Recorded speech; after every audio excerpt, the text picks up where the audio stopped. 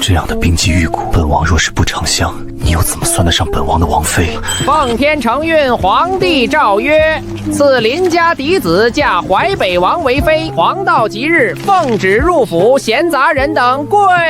男子为妃，你就要嫁给辉文啊！手中的人命看比黑白王锁的还要多。况且深夜成婚，这不是摆明了要做冥婚吗？邻家公子怕是悬了。陛下万岁万万岁！王爷千岁千千岁！新人过门了，我叫。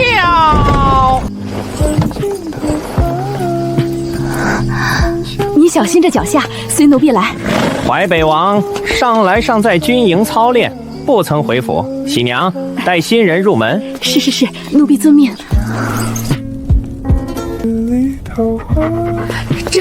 这哪有和狗拜堂的道理？一拜天地，其乐融融；二拜高堂，婆媳和睦。夫妻对拜。可怜邻家公子，一介文人，竟然要受这样的欺辱。那淮北王从小在边疆长大，听说面目憎人，光是看一眼都要吓得做噩梦。李成，有人说他在边疆用人的头骨饮酒啊，这不是野蛮人吗？王爷尚在兵营，王妃静候即可。王爷和林家是死敌啊，这公子怕是……王爷晚安，在东寝殿。人呢？本王自然不能在新婚夜冷落了王妃。带路。是。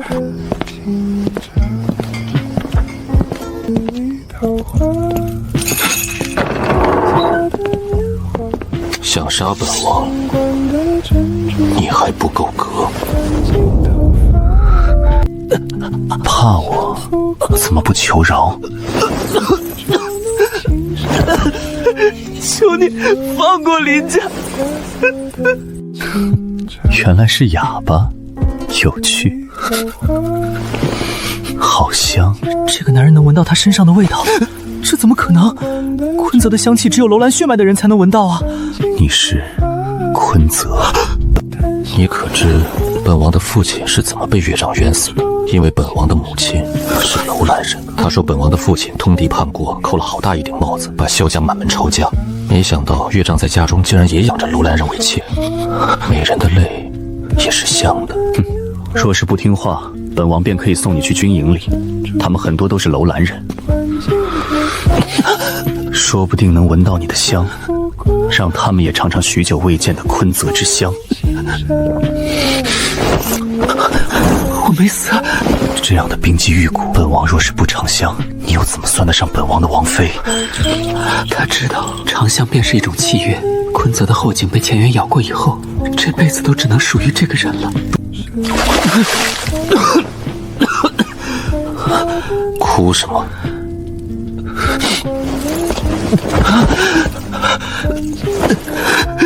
本王对男人不感兴趣，你既然嫁了过来，守好本分，少弄出这副样子。想在本王身边活着，唯有听话两字。收好你的香和你不该有的心思，本王瞧见林府的人都恶心。出去！王爷已经许久没有发这么大的脾气了，怕是真厌恶新娶进门的王妃。我瞧这王妃挺好的呀，白白净净，多水灵。咱们王爷正好缺一个暖房的。你哪来的葡萄？怎么不给我带一串？他在王爷婚礼上偷来的。王爷如今的态度，约莫将来是没有好日子了。你们见过王爷看不顺眼的人，何时活得过一夜？你疯了！这可是圣上赐婚，轻易杀不得。也对。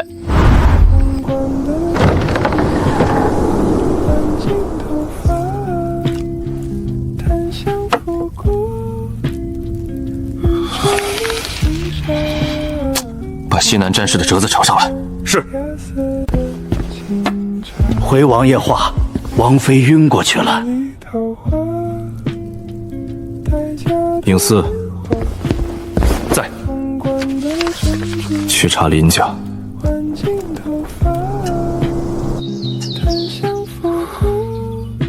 王妃醒了，这药趁热喝，身子才好得快。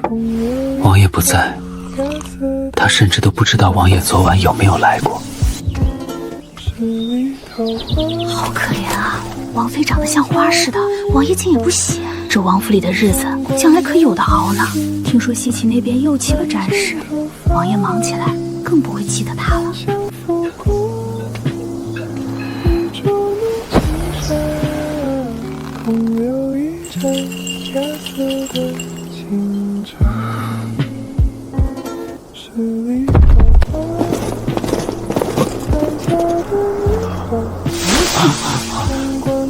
哟，王爷府中真是好雅兴，美人对样一块能瞧见，这样的景可不是哪儿都有。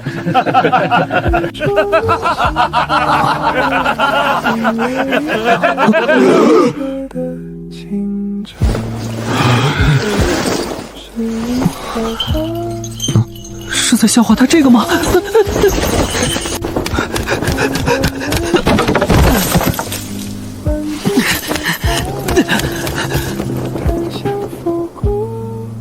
这个小东西来府邸这些天，竟然连路都没有记熟吗？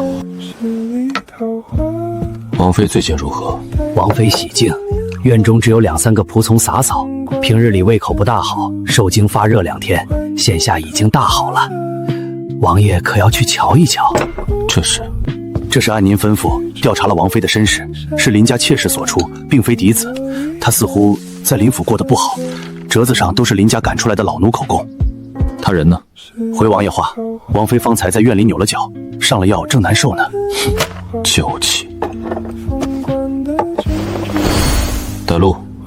王爷请。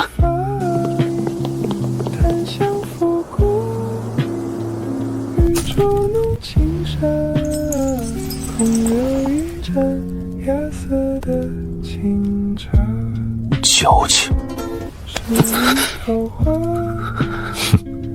这般娇气，还想伺候本王？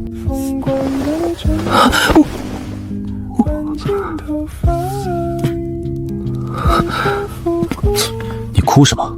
本王难不成欺负了你，还是能吃了你？我想伺候王爷，只是有些怕疼。怎么？本王若是说了刺客要了你，你也愿？这时候不娇气了？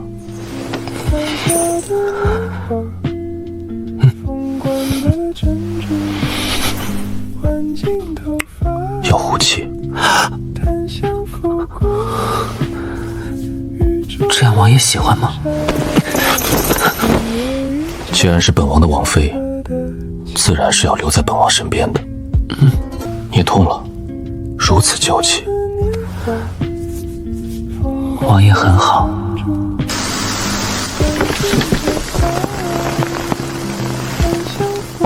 你来这里做什么？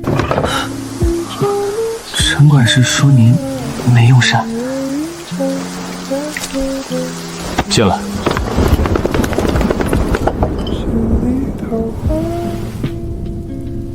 过来。这么想要本王吃，在里面下毒了？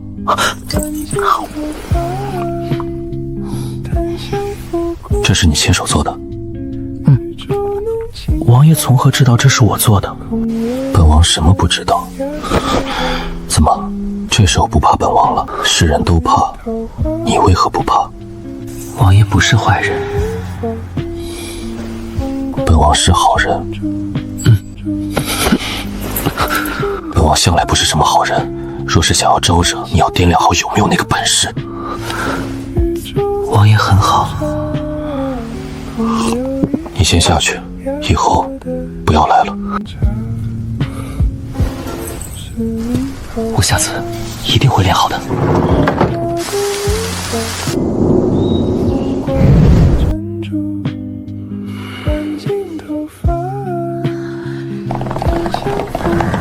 老爷，回来了，回来了！慌慌张张的成何体统？回家后说清楚。还能是谁？淮北王妃回来了，小少爷回来了，真是造孽！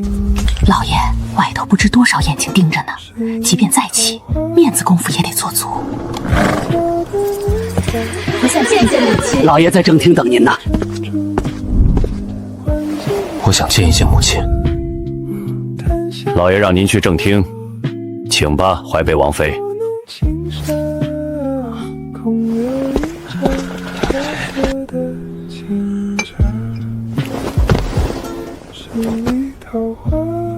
老爷，元修给您行礼呢。还知道回来，好大的胆子！哎呦，老爷消消气，莫生气。多可惜的小脸儿，快和娘亲说一说，淮北王是否疼惜了你？长辈问你话，难道不知道答吗？答吧！这些日子在王府里究竟做了什么？知不知道老爷因为你官职都被贬了？竟然还有脸回来！让你去杀了萧炎，你是怎么做的？我养大你，难不成是让你丢人现眼，让整个京城都知道我林正儿子是要给男人当王妃吗？既然你没本事杀了他，你还敢苟活，让你老子我蒙羞！这哑巴为何不早处置了他？留在这里就是丢了林家的脸面。岂止是父亲，将来淮北王若是在京中一日，恐怕我们林家永远都要低人一头。查查他究竟有没有被淮北王碰过？说不定今日朝堂上萧爷敢弹劾父亲，都是他指使，谁知道他心还在不在咱们家身上吗？就是，来人，扒了他的衣裳！你这样的怪胎，生下来就不是享福的命。反正不过是个哑巴，又不会说话，王府想来也不怎么把他放在心上，身边都没几个人伺候。淮北王爷到！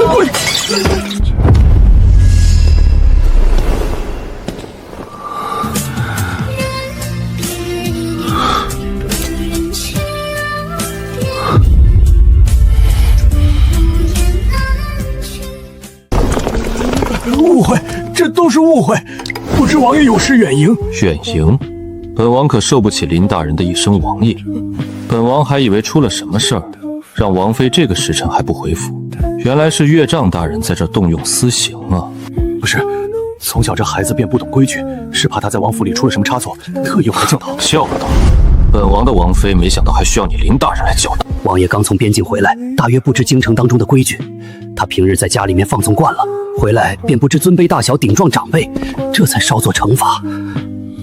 本王的东西林大人倒是敢碰，看来圣上给你的教训还是不够。够了，本官以后一定恪守。林夫人可要小心些，刀剑不长眼。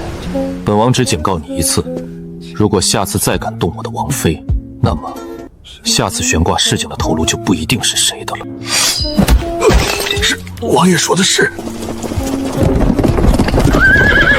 怎么成这样？早上出门的时候还好好的。去把郑东涵抓来。快去请郑太医。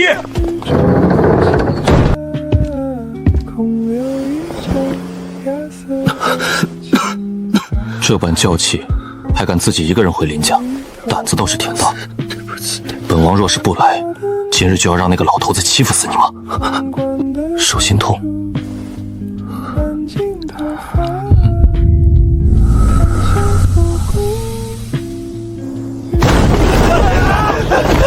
你慢点儿，急什么急？难不成萧泽被刺杀，马上就要死了？靠！什么味竟然这么香？哪里来的坤泽？你就不能盼我点好，还不赶紧过来瞧病？哟，能让王爷上心的人可不多，竟然亲自守在这儿。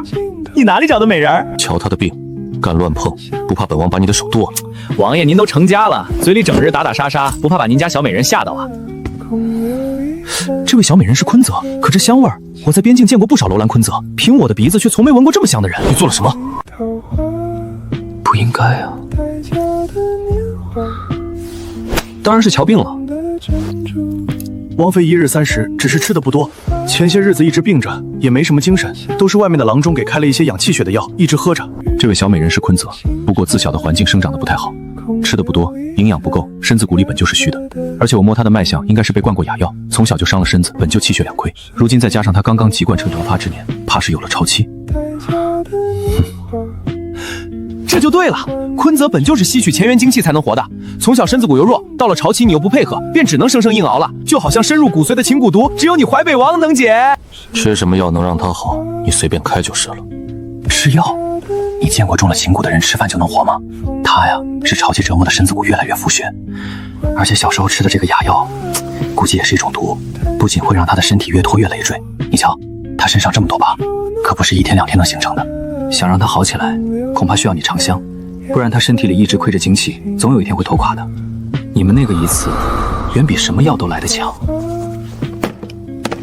林府好歹也是书香门第，怎么会做出这种事？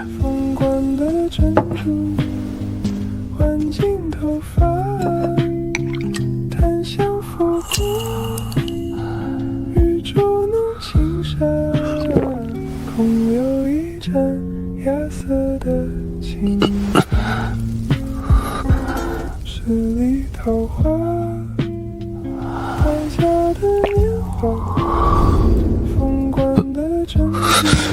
好大的胆！不是梦吗？王爷，您走那么快要去哪儿啊？王妃您不管了？您啊，就忍着些。王爷对您不上心，府中上下多少对您都有些怠慢了。我整日干活，手上没轻没重的。若您真是嫌疼，大可找宫中的御医去，前提您要有这个本事呀。原本来王府是想和王爷近一些，没想到还要伺候你这样的废物哑巴，真是晦气。瞎比划什么呢？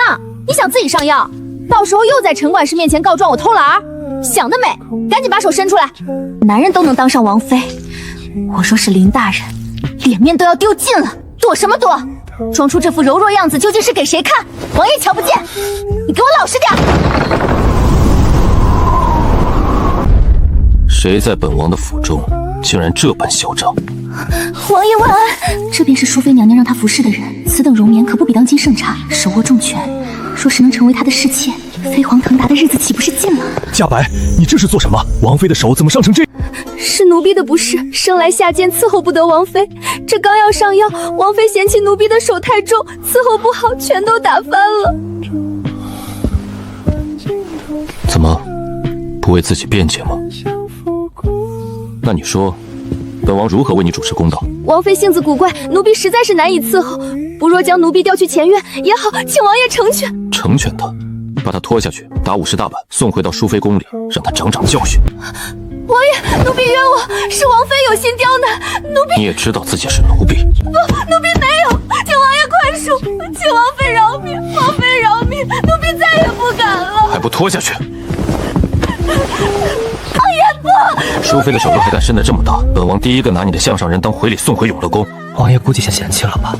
作为一个男子，竟然这般没有骨气，这根本不是自己的家，是活血粉。王爷这样威风凛凛的人，怎么会允许自己的后宅之中有像他这样娇柔的人？有人欺负到你头上也不知道反抗吗？手怎么这么凉？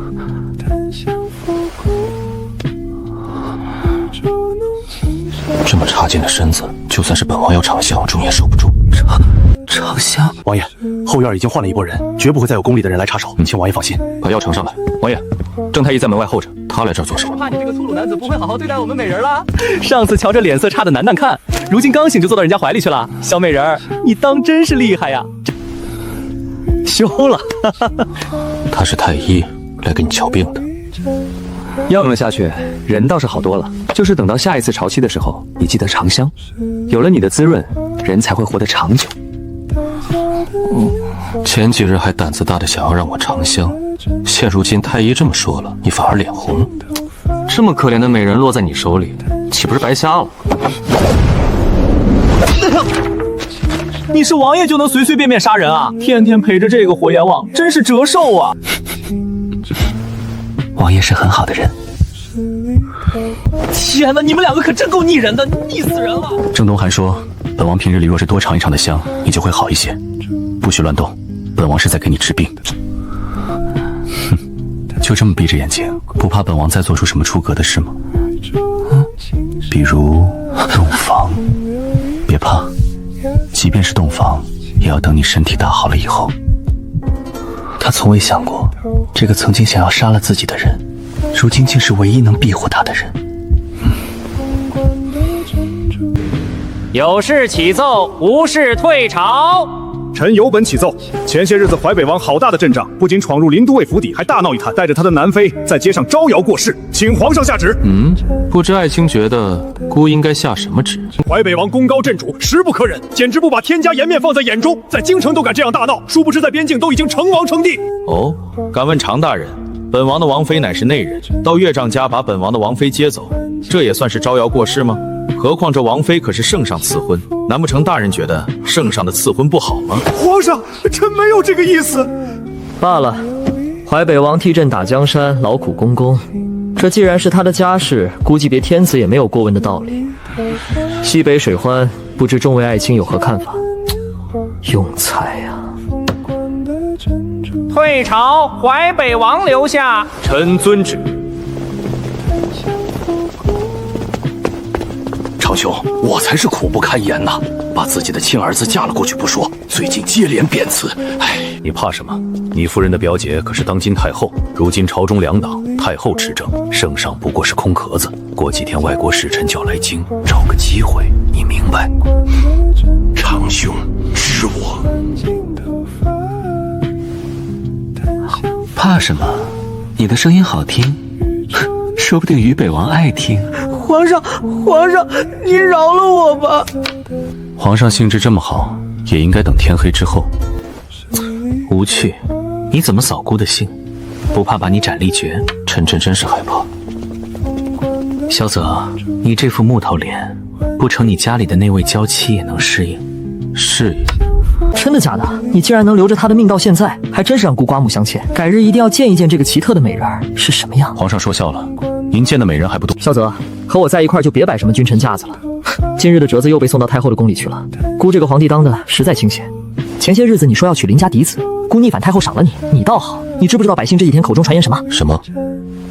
淮北王得胜凯旋而归，娶杀父仇人之子，对南妃宠爱的紧啊，说你连杀父之仇都忘记了。常大人弹劾你在兵营里私自锻造武器，有谋反之心。你这些折子若是落到了太后眼里，姑也没办法喽。对了，有件事，常家二公子之前貌似轻薄过你那家娘子。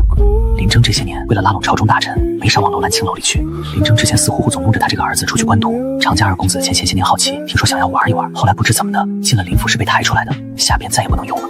这都是好多年前的事儿了，你不在京城自然打听不到。听说常二公子这些天一直在毒访，今天常大人还弹劾你。谢皇上，王爷不如去瞧瞧常二公子的手气怎么样？甭谢了，过几天朝臣觐见，你需要带着家眷参席，到时候让我看看你家里藏着的美人啊。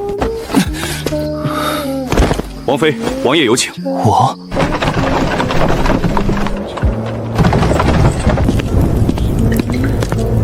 大哥被抓了，那王爷岂不是知道他是替嫁了？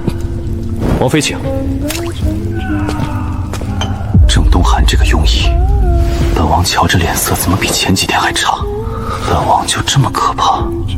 太瘦了，你这样瘦一直吃不胖，本王什么时候才能长香？怕一根蜡烛还没燃尽，你就死了。王爷到底是来处置他的，还是想羞死他？里面的人松口了吗？回王爷话，受不住刑，已经招了。招了就好，本王亲自看着他签字画押。是你们鬼胎一个！你以为绑上了大腿就能在京城横着走？有本事把老子放出去！当年你也不过差点被老子睡了。3年前，就是这个人在夜里闯进他的寝殿，把他扑倒，扇他的耳光。若不是他用肉肠曾用玉台砸晕了，自己早就被他毁了。而事后，父亲为了攀附权贵，怕了，有我在，怕什么？怕什么？小娘养的，以为嫁给了淮北王就有了靠山。我爹可是礼部尚书，你今天敢这样对我，明日等我爹上奏圣上，你们全都得给我等死！小蹄子，忘了原来你们林家是怎么想要攀附上我家吗？在那里傻愣着干什么？不怕老子出去弄死你吗？你是想要给这个小蹄子报仇？我告诉你，这个贱人不知道被多少个人。王爷，常大人到了。传进来。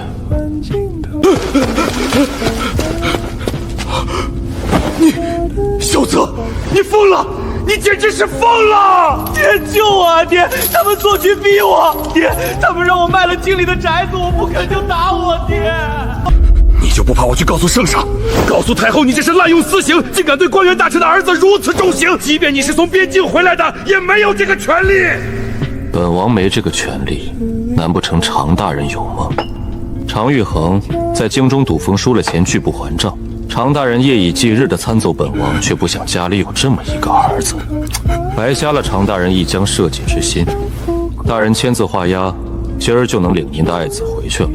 啊！爹，小贱人，我饶不了你！爹，快报官啊，把他们都抓起来！爹，兔崽子，还不快闭嘴！爹，报官啊！还报官？怕是大理寺来了，要把自己抓走抄家才对。是臣瞎了眼，请王爷放我们一家老小一条生路吧。他以前欺负你的时候，怕吗？王爷是为了我。了，就是为了你。既然嫁给了本王，从此以后谁也不能欺负你，也不能刻薄你。只要有本王在，就是你最大的靠山，明白吗？我向来有仇必报，绝不是隐忍之人。我的妻子也应如此。谢谢王爷，原来在他的妻子了吗？这时候不怕了，比我想象的有出息。字我已经签了，那么常大人可以告老还乡了，恭喜。你怎么能给他跪下？那个李安瑞是小娘养的，实在男人。孽畜，还不赶快闭嘴！爹，他可是淮北王啊！你非要让他把你千刀万剐才舒坦吗？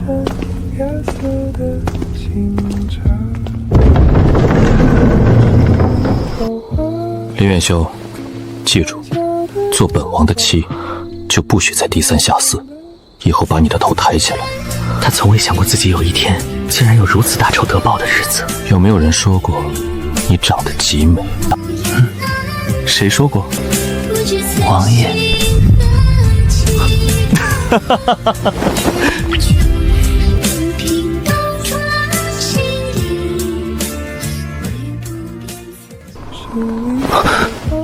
下个月的朝期也快到了，不知道王爷会不会嫌弃他。王妃醒了，可要用膳吗？这几天朝廷事多，估计王爷也比较忙，在军营里抽不开身。放在以前，王爷基本都不回来的，还是您在，他才回来的。只不过听说西北水患严重，派去的人不当事，也不知道王爷今日会不会动气。唉，这些画卷全都是王爷的母亲所写，在书房里放太久，有些霉点儿，如今拿出来应该晒一晒。王爷的母亲是楼兰人，写的一手好字画。之前听人说，夫人是那边有名的圣手。他会写字，只是没有这些字漂亮。请太医了没有？已经请了，现在军营那边乱哄哄的。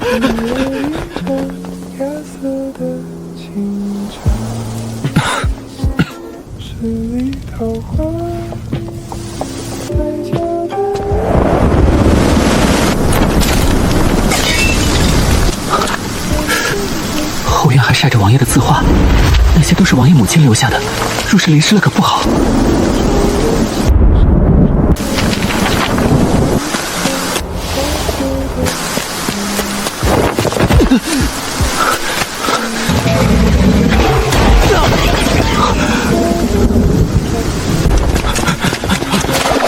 哎呦，王妃，你们这群废物都是吃干饭的吗？来人啊！王爷在军营遇刺，我一着急就把人都带去了。哎呦，我真是老糊涂了！堂堂王府中竟然没有人看守，连王妃倒在雨里都不知道。你们这些人都是干什么吃的？你是傻子吗？下雨了，难道不知道进宅子里躲？你只是哑巴，不是傻子。就算想要讨本王的欢心，也用不着用这种方法让自己生病。你以为本王很闲吗？眼中只有这些情情爱爱，哭什么哭？你又作又闹，难不成还不许本王训斥了？你这种蠢材究竟是怎么？王爷，什么事？王夫人的字画全都是我走得急，听到王爷遇刺，完全把这茬给忘了。王妃刚才去后院是捡字画了，这火炉是想要考验那些字画用的吧？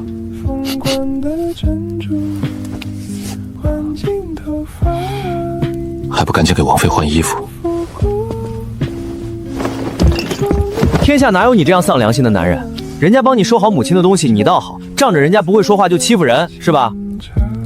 我说这小美人你要不好好宠着，干脆放人家自由算了，免得在你这儿整日受了委屈。滚！今儿遇刺，听说那刺客很厉害啊，还近了你的身，用不用我帮你也把脉？我，哎，我这还没看完呢。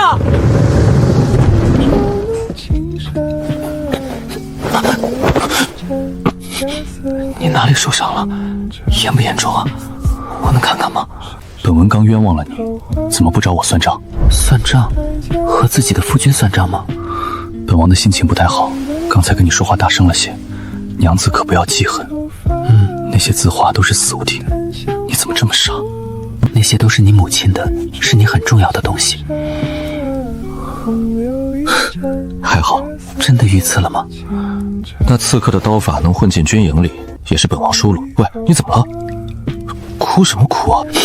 王爷受伤了，你以后可不可以不要受伤啊？原来本王的王妃还是个爱哭的小包子。你笑话我？这点小伤，要不了你男人的命，还等着让你要了我的命呢。过几日皇上设宴，到时候可不要被吓哭。我也去。不然呢？你是本王的妃子，你不去，本王带着谁去？他不仅是个男人，还是个哑巴。有本王在，你怕什么？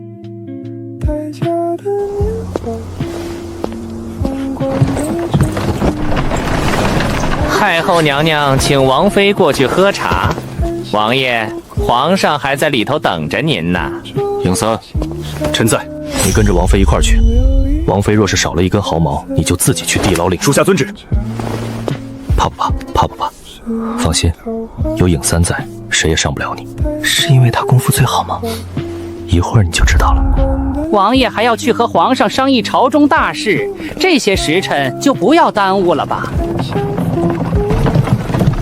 哎呦喂，后宫什么时候让男子随便出入了？咱们这宫里难不成变成了街上的菜场？淑妃娘娘金安。王公公，本宫也是要去给太后请安的。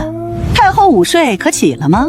回娘娘话，太后已喝了安神茶，就等着您呢。这位是？这位是淮北王王妃，林府嫡子林远修。哦，这后宫里来来往往的都是女人，头一次见一个男人还能当朝廷诰命呢。罢了，给太后请安要紧，先走吧。淑妃娘娘大概是不太喜欢自己。我们王妃为什么没有轿子？你这话是什么意思？王妃乃是正妻过门，是皇上亲自赐的婚。那淑妃有轿子，为什么我王妃没有？三瞧着剑眉星目，原以为习武之人都是冷峻的，没想到真是直肠子。王妃本就是男人，况且太后急召，哪里有空抬轿子？以后王妃进宫的是日会多，大不了一会儿我回了王爷，时刻准备一个轿子就是了。这点小事你还要惊动王爷？王妃的事对王爷来说就是大事。王爷总是说他话多，所以他刚才也只是提出自己的疑问而已。为什么王公公的脸色变成那样？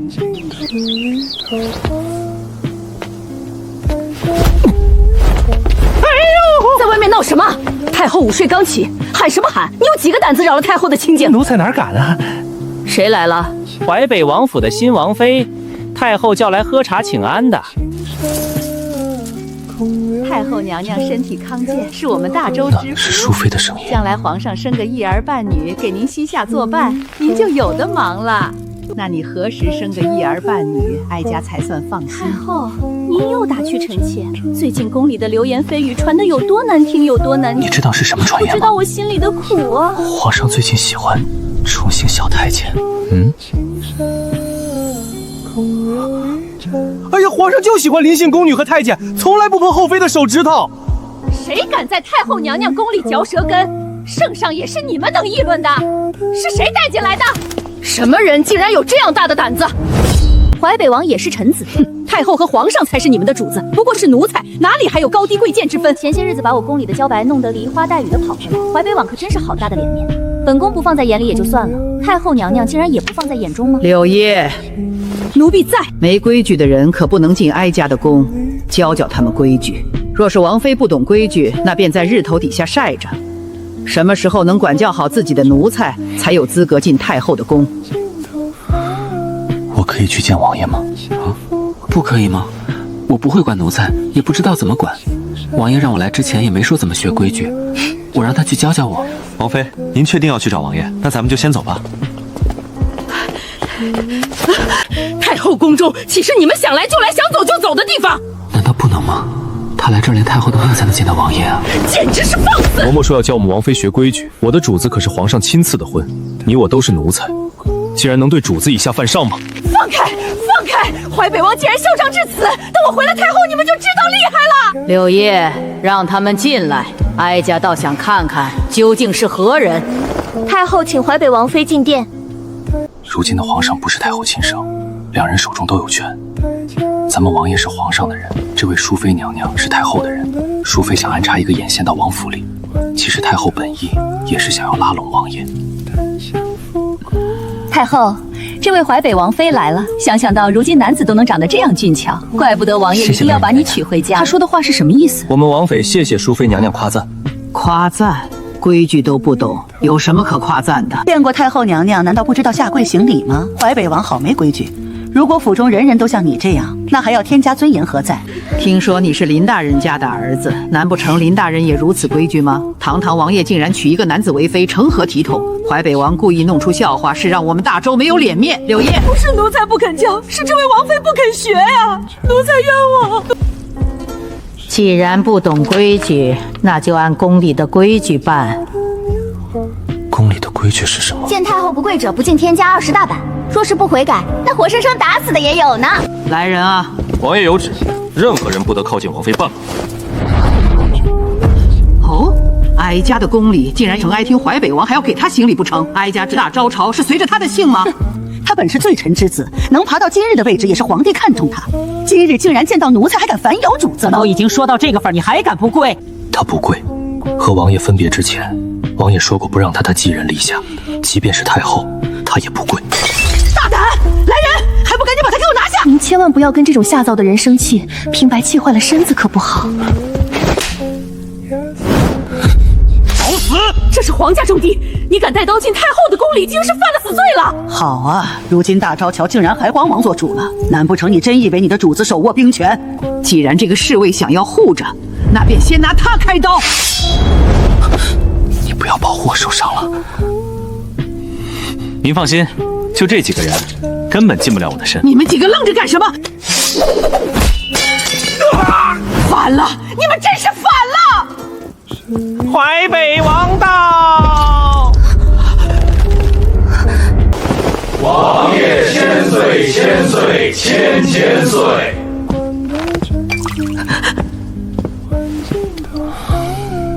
受委屈了，主子，都是属下无用。尹三，属下在。来晚了，什么热闹没赶上？怎么转个身的功夫，本王的王妃脸上倒多了一道痕迹，似乎来太后宫中之前并没有。这，太后娘娘让王妃跪地行礼参拜，见王妃不肯跪，准备上刑，让王妃长长教训，就连属下也要一并扣下。哦，臣也礼数不佳，到现在都没给太后娘娘请安呢。臣见过太后娘娘。你不常走动后宫，自然不识礼数。哀家只是帮你教训教训你的王妃，免得在你的府里也这样胆大妄为。太后娘说笑了，这是在形容这风吹就倒、雷打就害怕的林远修吗？他不过是个哑巴，何来顶撞一说？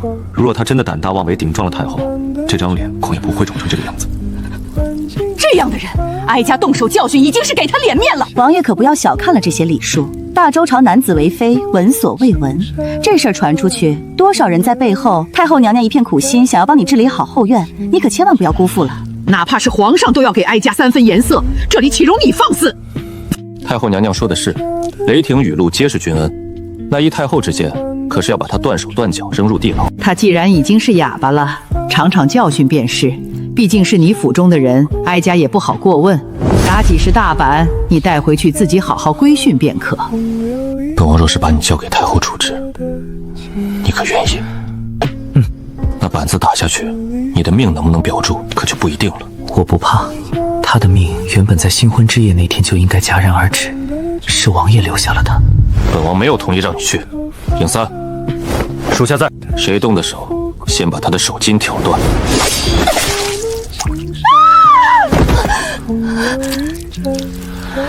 宫女交白以下犯上，臣不过是按军营的规矩，把他的手筋挑断罢了。萧爷，你竟然敢在哀家的殿内！若是让皇上知晓，你以为你是什么人？来人啊，快去把皇帝叫来！是奴婢不长眼，求王爷饶奴婢一命，求王妃饶了奴婢。淑妃娘娘，您救救我！是您让我去王府勾引王爷的，是您刚才让我动手去打他的。滚开，死奴才！本宫何时让你去勾引王爷了？我可是当今的妃子，根本没有必要做这些。你不要死到临头还想再当本宫？奴婢没有，都是娘娘指使奴婢干的，让奴婢去顶了王妃之位，甚至还让奴婢在王妃的药中下毒，这些都是奴婢愿意干的，都是娘娘逼我的。下毒！混账东西！本宫什么时候让你下毒？还不赶紧把这个不知天高地厚的贱婢拖出去乱棍打死！本王倒想知道是什么毒。奴婢不知。王爷，是蛊毒。这个小宫女身上被下了蛊毒，若是说出了毒药是什么，将会七窍流血而死。皇上驾到！平身吧。听闻母国宫中有热闹看，朕特意来瞧瞧，给母后请安。皇帝若是再晚来一会儿，恐怕地上躺着早就是哀家。这就是你在朝廷上养的好功臣，就是这么进了哀家的宫殿，血溅当场，还有没有规矩了？母后说笑了，萧泽他不敢。不不敢，在他的宫殿里就这么打死了一个宫女，甚至还直接见了血，这难不成还是不敢吗？皇帝如今是翅膀硬了。并非是儿臣的翅膀硬了，而是好茶。母后，这当真是好茶。皇上吓死臣妾了！臣妾一个弱女子，哪里见过这样的场面？茭白是枉死的，被倭王让他的手下挑了他的手脚。爱妃哭什么？朕这不是过来给你做主了吗？皇上，如果没有你，臣妾恐怕这辈子都要委屈死了。皇帝就想这么敷衍了事？那母后想要怎么处置淮北王？哼，哀家怕说出来你又舍不得。淮北王在你面前可是红人。母后说的这是什么话？在儿臣的心中，自然是孝道为先，敬重母亲为上。您说就是了，儿臣一定照做。削他王爷之尊，降为庶人，打50大掌，直接扔出铺宫去。这样的处置，皇帝可满意？满意。别慌，都这个时候了，还别慌。萧泽，你对太后的处置有疑没问？臣领命。刚才你如果这样懂规矩，还会落得如此下场吗？不过刑法的事稍等，儿臣还有一个事情想请教母后。何事？前朝使臣6国来见，带来了燕国来信，他们要求让公主和亲才不开战。可是我朝似乎只有姐姐一位公主未嫁，母后不如定个日子让妹妹嫁了吧。燕国太子求娶，听闻太子后院中姬妾无数，男女不等，还有不少楼兰昆泽前缘。妹妹嫁过去，一下子就能管住这么多人，一定每日都过得很充盈。不可，这万万不可啊！皇帝，哀家就这么一个女儿。这些日子燕国之人在边境频频来犯，如今朝廷用人之际，即便是侯爷想要挂帅出征，也适应不了那边苦寒之地的气候。国库不充盈，母后也要为了朝廷而考虑。刚刚前朝已经商议过了，我们一定会接着嫁过去。到时候公主估计能多活几年吧。皇帝，那可是你亲妹妹啊！那怎么办啊？难不成只有和亲一条路？你也说了，边境频频被骚扰，说明燕国并不老实。侯爷、将军，我大周就没有一个可用之人吗？倒是有一个。是谁？就是刚才被母后贬为庶人的萧泽。原本淮北王是准备御战出征，绝不肯让公主出嫁的。可今天这种事情怎么能让母后受委屈呢？看来只有嫁公主一条路可行了。你怎么，本王就这么让你欢喜吗？怎么一直萧泽究竟如何处置，还请母后发落。来人，传太医。把朕的母后气得昏厥。你呀你，太后身子如此虚弱，改日宫里应该请法师过来做做法事。原来你就是她带回府中的小美人，真是百闻不如一见啊！放轻松些，面对着我的母后还能那么大胆，绝不跪下。这样有骨气的人，难不成还会怕朕吗？你不要再吓唬他了。柳叶细眉，杏眼，瞧着就是个痴情种。萧爷，你当真是有福气啊！只不过难道王府不给你饭吃吗？怎么把你养得这么瘦小？大不了以后常来宫里陪朕坐一坐，吃个饭吧。朕没有你想的那么冷清。你是不知道，在你之前不知道给他找了多少人当妃子，他一个都不肯同意。那天忽然朝朕求娶，还把朕吓跳了一跳。我知道我不上王爷，谁说过你配不上？我自己觉得王爷和民间说的不太一样。民间传闻合族为约，本王说谁能成为本王的妻子，谁就是妻子。太后能如何处置？太后断然不会让她的女儿嫁去燕国。等她醒过来，说不定还要传你，求你。到时候你看在朕的面子上，也要答应她。皇上驾到，淮北王到。吾皇万岁万岁万万岁！众爱卿平身。听闻淮北王战无不胜，近亲百姓们都在说他已经娶了一个男子为妃，不知可真有此事吗？何等角色，男子而已。龙阳之好，难不成你们国家就没有吗？只是男子为妃，总是要有些擅长的事儿吧，在王府当中能讨好王爷。如今众臣欢聚在此，不知王妃来了没有？能否在台上一舞？使臣说笑了，男子为妃简直是天下之笑话。摄政的王妃可不能以偏概全，不如让小女一舞给使臣助兴。小女愿为各位大人助兴。哎，女子亦有何惊奇？想必淮北王妃能够驾驭是有什么出奇的招式？王爷可不能这般小气。如今我们远道而来，难不成让王妃助兴都不肯吗？就是，王爷用兵如神，想必看人的眼光绝不会错。这样的妙人，应该让本王的王妃凭什么要让你们看？淮北王的性子急，你们可莫要见怪。他是最疼爱他府中的小美人的，怎么舍得？你们可莫要为难他了，不然到时候心疼了，朕就要遭殃了。王爷，我可以去试试吗？你要跳？我还从未给王爷跳过舞。若是觉得害怕了，随时钻进本王的怀里，没有人敢笑话你。本心大人长大后，他的儿子竟然如此美颜。大梦了哟！哎呀，怪不得王爷要娶这柔若是青楼中的小官，恐怕那红头牌都要挂到来年了。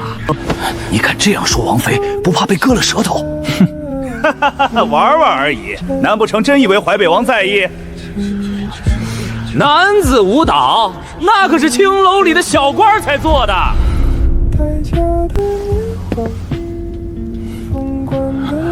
皇上，王妃没有使劲的动作下就算舞蹈了，快下去吧，不要给我们大周丢人现眼！没成想王爷聪明一世，却毁在了这个人手中，空有一副皮囊而已，胸无半点墨，蠢货一个！既然爱妃愿意舞，皇上也不知道听什么，那不如臣来伴奏。不会是尿遁了吧？明显是怕了，他根本就不。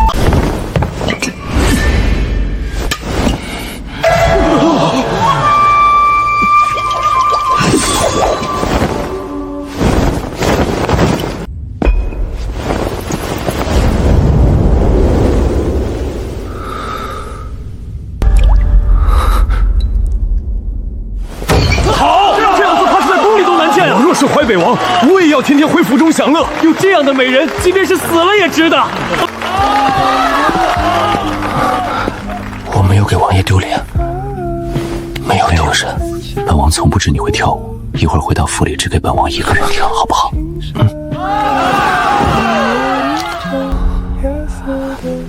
我可不可以出去上那个？哪个？酒桌上的酒气大，如果你觉得不自在，也可以在外面转一圈，醒酒了再回来。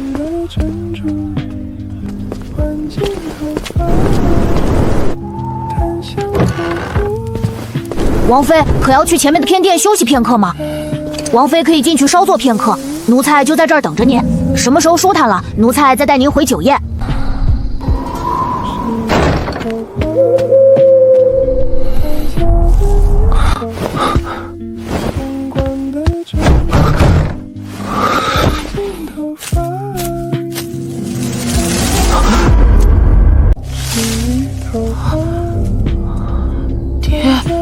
爹不见了！不要打花儿，不是笨笨。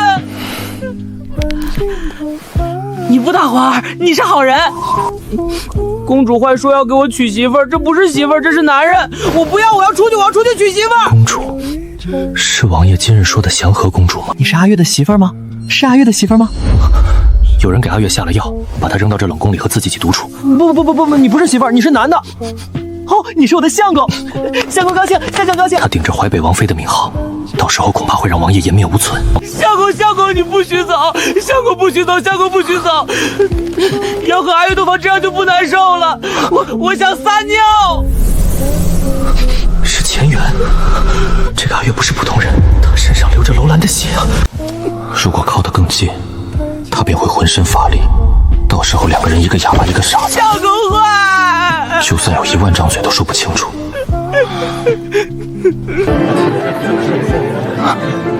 怎么了？刚才带着王妃出去的小太监似乎回来了，但是王妃怎么没回来？不会是迷路了吧？这皇宫这么大，御花园里都有无数个小路。本王去找。王爷这是要去找王妃吗？去把刚才引路的小太监带过来。王爷，人不见了，找遍了整个宴席，没看到刚才那个小太监。让暗卫把周遭几个全部搜查一遍，去回禀皇，今日在宴席里缺席的人，一个都不允许再回到座位上，冷宫也要查。是。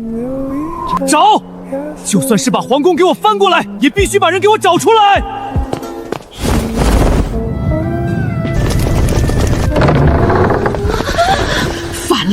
反了！这淮北王可真是反了！太后，咱们公主还要仰仗着淮北王出征啊，总不能让咱们公主真的嫁出去。你消消气儿，消消气儿。罢了，柳嬷嬷，你带着人到冷宫那边转一转。今日人保全公主，就是不能让淮北王身边的人出陷害。奴婢明白，奴婢这就去。相公真好，相公真好。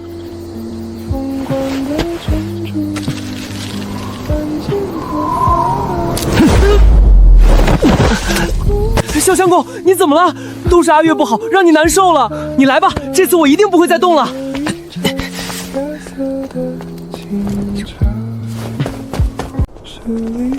王爷，太后这次让老奴过来帮您找王妃，只是不想和王爷伤了和气。本王知道太后疼惜公主，以后只要太后安养天年便可，本王不会再去找太后的麻烦。就在前面的宫里。林远修，你在里面吗？阿月不能被发现。撞门！你们这群废物还不赶紧寻人！如果小世子丢了，有你们好看的！王爷在这儿做什么？难道不应该和王妃在宴会上喝酒把乐吗？怎么还到冷宫这边的地界了？把这扇门打开。哎呦，这是先皇后死后的居所，没有皇上的旨意，谁也不能踏进半分，这可是大忌讳啊！林远修，王爷，这万万不可！林远修，林远念，是我，是王爷。翻，把这个院子翻过来，也要找到还有谁在。王爷，是世子爷谢峰，赶紧找个人把他送回去，悄悄的。是。这是我的相公，我不许你带走！滚开！你若想要他活着，就老老实让开。我不要相公出事，我的相公，我这辈子只能娶一个呀！找个人一会儿把他身上擦干净，等他什么清醒了再送回去。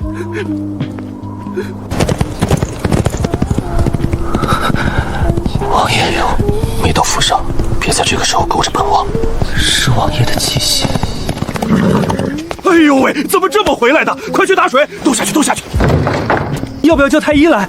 王妃在入王府的时候身子骨就不好，3天2头咳嗽，动不动就发高热。太医之前就嘱咐过，吃的饭菜日日都不离药膳。今日进宫一趟，怕是格外艰难。不必叫他来了，叫他来也不顶用，都下去吧。所有人都不许靠近这院子，站远一些。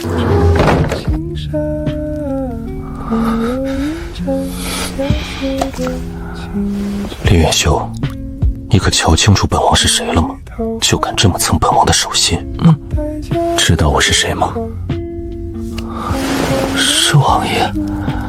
若再近一些，本王可不保证会发生什么。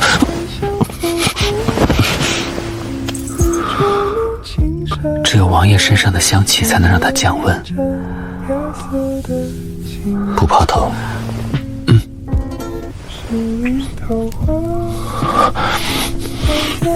我们的故事才刚刚开始。